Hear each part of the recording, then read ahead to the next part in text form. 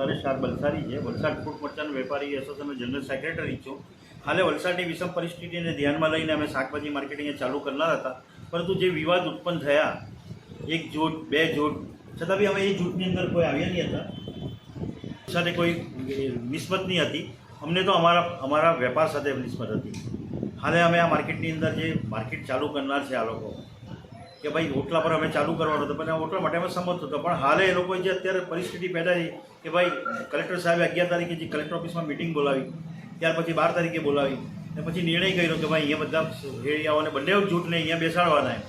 પણ હાલે પરિસ્થિતિ એવી છે કે જગા ઓછી છે, ને જગા ઓછી હોવાના કારણે આ લોકોએ અત્યારે એવો નિર્ણય લીધો. આજે એ વલસાડ નગરપાલિકાએ લીધો, કલેક્ટરશ્રીએ લીધો, પ્રાંત અધિકારી લીધો, એપીએમસીએ લીધો કે ભાઈ વલસાડના માર્કેટ યાર્ડના મુખ્ય રસ્તાઓ પર બેસાડવા જોઈએ એમ.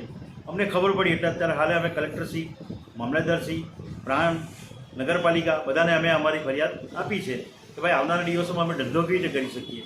હાલે પણ અમારો ધંધો એકદમ નબળો છે, એટલે અમને એ લોકોને રોજીરોટી આપવામાં અમારી રોજીરોટી છીનવાઈ જાય, અમારા બાલ બચ્ચા ભૂખે મરે.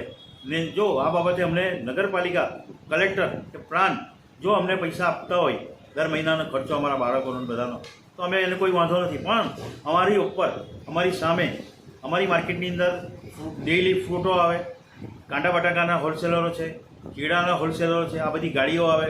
આવનારા દિવસોમાં ચીકુ ચાલુ થવાનું છે, ચીકુના વાહનો આવે, ટ્રેક્ટરથી માંડીને, ટ્રોલીથી માંડીને, છકડાથી માંડીને, અને એ જે માલ આવે છે એ માલને બીજા દરેક રાજ્યોમાં વહન કરવાનો હોય છે, એટલે મોટી મોટી ટ્રકો પણ આવે છે.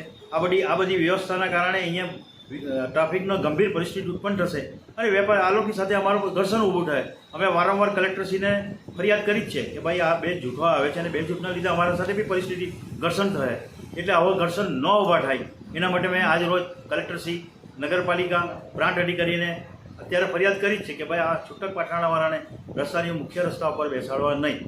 બાકી તમે બાકીની જે જગ્યા છે જ્યાં કોઈ નડતર નહીં હોય ત્યાં બેસાડો, અમને કોઈ વાંધો નહીં મળે. અમે એ લોકોના વિરોધી નથી. અમે તો કલેક્ટર સાહેબને ત્યારે બી કીધું કે બંને જૂથ આવે, બંને જૂથ ધંધો કરે, અમને કોઈ વાંધો નહીં મળે. એ અમે લિખિત બી આપ્યું છે, પણ અમારી સામે બેહાડે, અમારી જગ્યા ઉપર બેહાડે. એ પીએમસી કે ભાઈ તમારે બાકડા લગાવો તો પૈસા ભરવા પડે એના, એટલે અમારે દુકાનનું ભાડું બી આપવાનું, શેષ બી આપવાનું, બાકડાનું ભાડું બી આપવાનું.